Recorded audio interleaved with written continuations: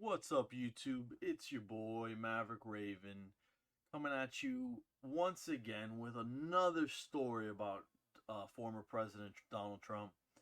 This one is also good news if you're on the side of liberty, freedom, all that good stuff, conservative values. But anyways, before I do that, before we get started, if you would like, share, subscribe, comment, anything helps the algorithms, guys. I'm trying to grow, trying to get in front of more people's eyeballs. You know what I mean? Got to change hearts, right? So if you could do that for me, I'd really appreciate it. But anyways, let's get into this, guys. Former President Donald Trump easily won the Idaho caucus, and remember there was three of them today.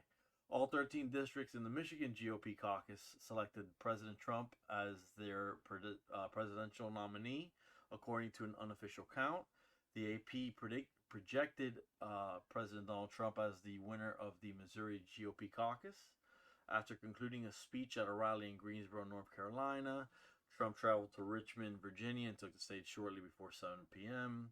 Voting is ongoing in the District of Columbia for the Republican presidential primary.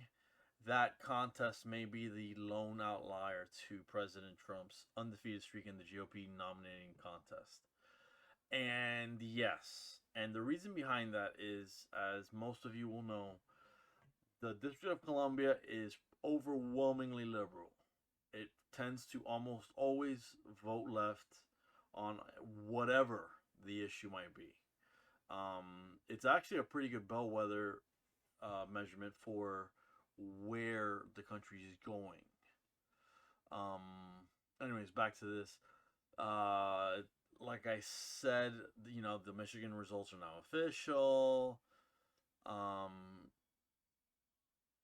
Former President Trump urged Virginians to vote for him on Super Tuesday without mentioning his rival Nikki Haley in the presidential primary. Ain't that something? Like I said in the other video that I just did about President Trump, however, Nikki Haley does not want to get out of it, folks. She doesn't want to leave the contest. She doesn't want to, she's basically saying never say never. I don't know if she's hoping that Donald Trump dies or something more cynical than that is afoot, something really nefarious.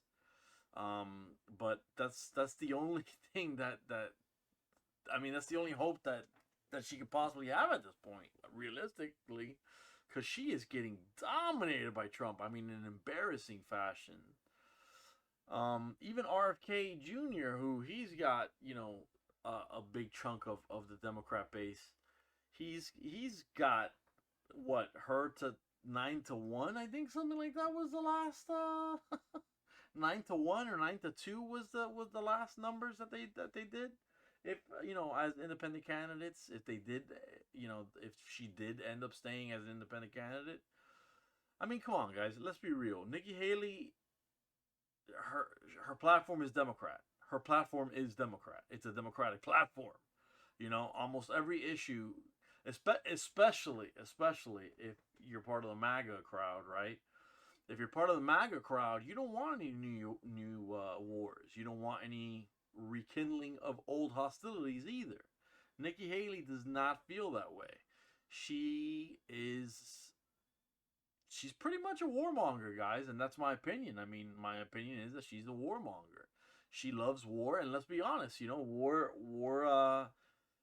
definitely brings up a country when they're struggling in terms of like money. Oh yeah, it's a financial boon.